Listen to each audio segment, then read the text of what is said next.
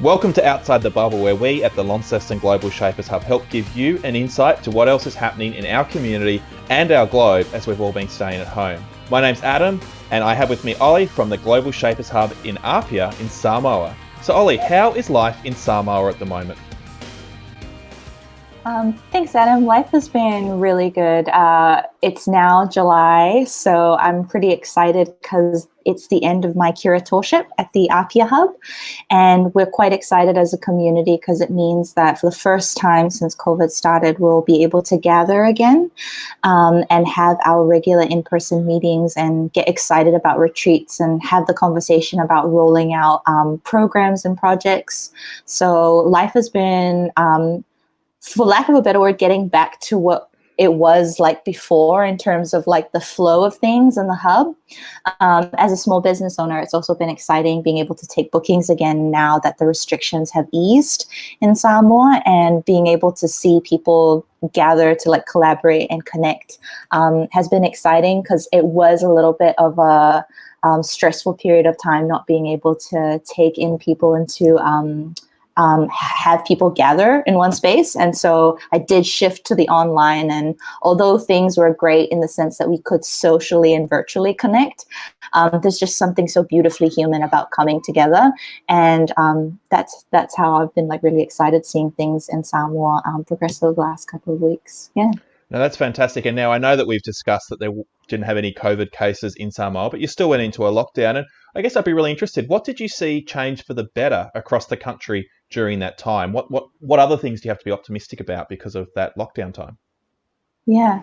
So during the 3 months, what I noticed is that a lot of our students and educators were more receptive of digital technologies. And I say receptive, but really it was forced because due to the lockdown, there were no other options.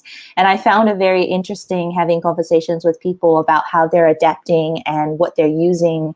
And the solutions that we talked about before were picked up straight away during COVID, such as like Google Classroom, like virtual whiteboards, screen recording, and just seeing the way that some educators were getting creative with teaching in the classroom was exciting to me because these were sort of digital literacy training and like digital gap that we really struggled with pre-COVID, but seeing how quickly everybody picked it up and now how receptive everybody is to technology and innovation in the classroom, that's been exciting.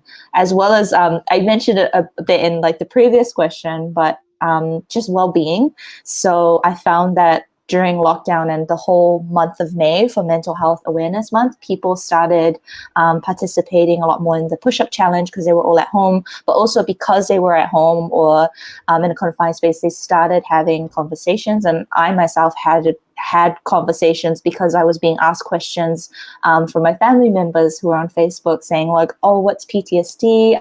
What's anxiety and how is that different from worry? Or what are the symptoms of depression? And I thought that was a really great segue for me to have difficult conversations with family members who are like reading about it on Facebook, and us being very competitive culture as well and wanting to participate, but wanting to learn more about mental health as well. So that was the good side that I saw to lockdown happening, was that people were a lot more receptive to technologies around innovative education and teaching online, but then also seeing people just be curious and start having a conversation around what mental and emotional resilience looks like.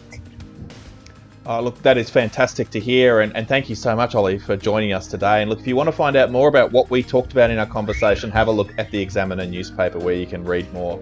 If this is the first time you've joined us, it's part of a larger series as we explore different parts of our community and our globe. So please have a look at the other videos on our Facebook and YouTube pages. And if you want to find out more about the Launceston Global Shapers Hub, you can definitely do that through our social channels or the rest of the Global Shapers community, including our Apia Hub at globalshapers.org. Thanks, and we'll see you next time.